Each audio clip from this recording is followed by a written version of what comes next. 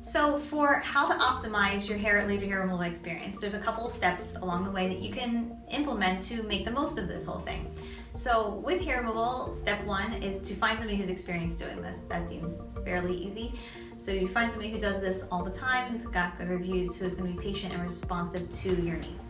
Step two is to decide, what area you want to treat and buy a package for that. Most people need 6 to 8 treatments, potentially more depending on areas, and also potentially touch-ups over time.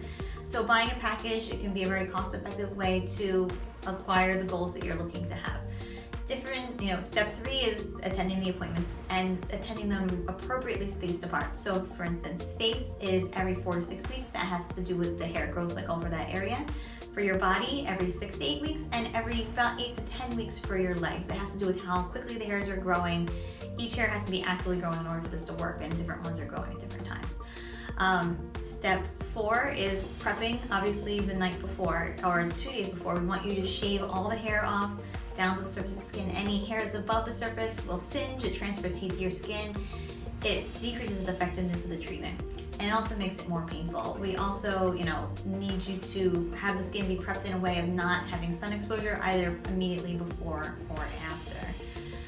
The next step after that, we can talk about coming in early if you need to numb for appropriately small area, and then getting the treatments done and then caring for your skin appropriately afterwards. Sun protection, not doing anything too irritating, and only shaving in between treatments.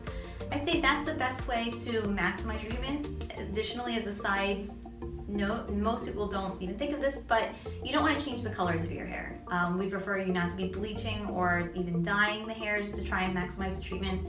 It doesn't work, it messes up the dynamic of the whole entire thing. So just leave the hairs the color they are, shave it off down to the surface of your skin, protect your skin from the sun.